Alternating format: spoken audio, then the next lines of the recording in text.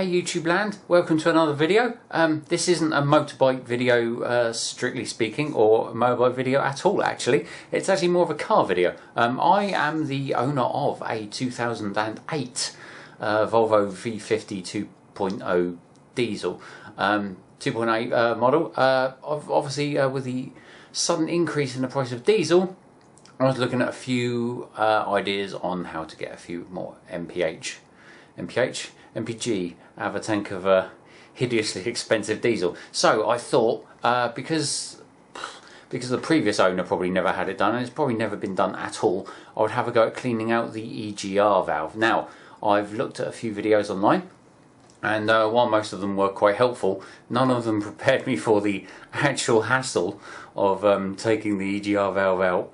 So I thought I'd do my own little video for the real world, sort of non-Haynes manual inspired kind of pain in the backside that taking the thing out is. So let's take a look, shall we?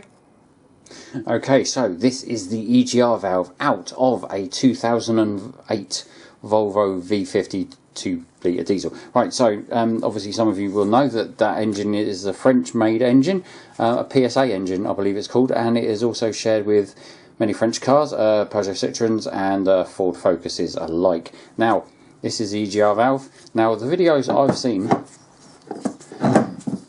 the thing sits in the car at the back of the engine in that position. Right, you have a big chrome pipe that attaches to this, and this flange here attaches to a cooler pipe, and you unplug this plug. Right, so this comes off, piece of cheese. You undo this bolt here. There's a bolt under here, underneath the coolant pipe, which is absolute pain in the backside to get to, as some of the videos you've seen may allude to. However, now because mine's a 2008, it's probably never been taken off. This sort of thing happens. Yes, sheared off bolt. Luckily enough, it's a through hole. I might be able to do something with that. We'll have a look at that in a minute. Right, so in there, that is cleaned out. That took a tin and a half of brake cleaner to clean out, and a toothbrush. Same with that. You can't see much in there, but I've been in there with the same. Now there's a plastic cover here. I popped that off and gave that a clean as well, so that's that moves quite freely now. The other thing that possibly isn't mentioned in the other videos that I found, I had to find this out for myself, and there wasn't much on the internet either. Now the thing sits like that, and you've got these two bolts here. Two bolts sit in there and bolt it to the engine. They require an 8mm spanner to undo it. So you pop those two bolts and you remove them, and you think you can like jiggle the thing out, out free of the engine. But no, apparently there was a third bolt. Now this third bolt, I had a look, and I couldn't feel anything. As it turns out, now that, obviously bearing in mind that's the top of the EGR valve, and this, as you're looking at it now, will be at the back of the engine. This third bolt, so those are two bolts that face the back of the engine, face the bulkhead at the back. This third bolt goes in here. So it's right underneath. It's an absolute sod to feel, and also it's not even. It doesn't even use an 8mm spanner. It's actually a hex head screw. After much ado, I couldn't actually find an Allen key because space is a little bit tight. You've got all the coolant pipe behind it as well. Space is a bit tight. I tried a 4mm. I tried a 5mm Allen key. I couldn't even get the 5mm Allen key in there, which is really bizarre. Instead, I ended up on a Torx screw, Torx fitment, and due to lack of space, I had a spanner with a hex in it, and so I put, in danger of it falling out, I put this cable tie around the Torx bit so it didn't fall through the spanner.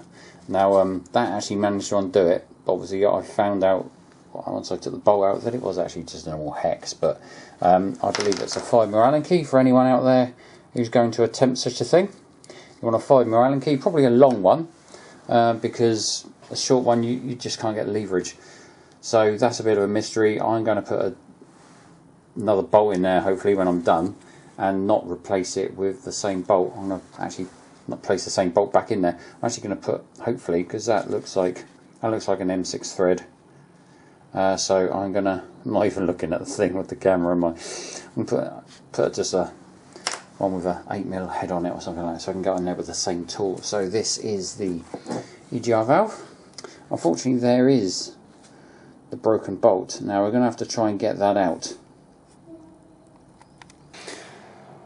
Well, I got the broken bolt out after a bit of a much ado. I watched a video once on YouTube where someone said that if you soak it in brake fluid, it actually soaks through the brake fluid, soaks through the rust and stuff, and unseizes these bolts. Anyway, so I had that soaking in the bath of brake fluid overnight, and that didn't work. So it was out with the pillar drill, as you've seen in some of my previous bike videos. Anyway, here's the EGR valve. Here is the mashed out bolt. As you can see, it did actually, the drill actually wandered. I punched a hole, spotted it and everything, but it still wandered. It's the trouble with doing things by hand. Had a milling machine handy.